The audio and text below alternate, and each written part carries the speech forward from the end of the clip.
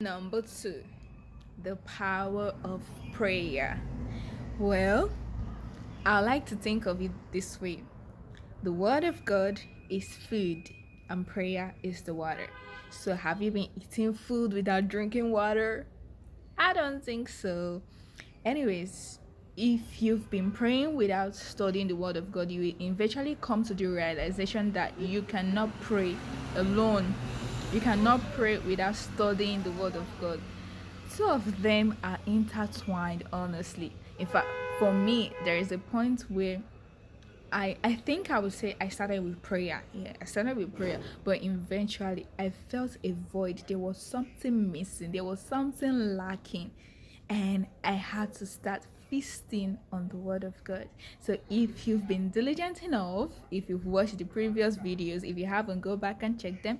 We talked about the supremacy of the Word of God being the final authority over our lives. So now we're talking about the power of prayer. So, do you go out in the morning without praying? I don't want to believe that, okay? So, you cannot just take your day casually. If you do not plan, then you plan to fail, right? That's what they tell us. Anyways, so you have to pray into your day. You have to declare over your day, over your atmosphere, over your going out and your coming in. So we've been taught over and over again in the house, if you are part of God's Vision Koinonia Global, you would have heard our Father in the Lord, Apostle Selman, teach us that prayer is not solely for receiving things from God.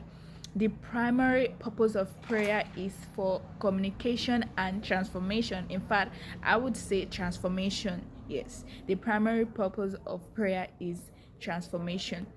You become the reflection, the full reflection of God in place of prayer. So a lot of things happen, even to your behavior. Yes, the way you interact with others, all of those things changes when you pray. So of course we know different kinds of prayer: intercessory prayer, supplication, thanksgiving, requests, praying in the spirit, different kinds of prayer. You even have declarations. Yeah. So the power of prayer: make sure you pray, keep praying, never stop praying. As we normally sing, prayer is the key, the master key. Jesus started with prayer and ended with prayer. Well, the Bible says we should pray without ceasing. It's just like you having your bath, brushing your teeth, eating and drinking water. Prayer should become a habit, not when you're in need, then you run to it as your source of help.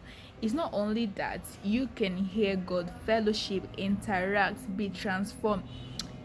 But I have a secret. So when you pray more, you have a glowing skin. Can you see my skin? This is the secret to having a glowing skin: prayer and drinking enough water. So pray, my dear sisters, pray. Pray, keep praying, never stop praying. In fact, in the place of prayer, God can download visions of past, maybe in your family, the future, or things around you. Or He can even correct you and tell you, this thing you did this day, I do not like it, and then you would be forgiven in that place of worship and prayer. So prayer is very, very important to our everyday lives. I'm just going to stop here for now. So bye bye. See you next time.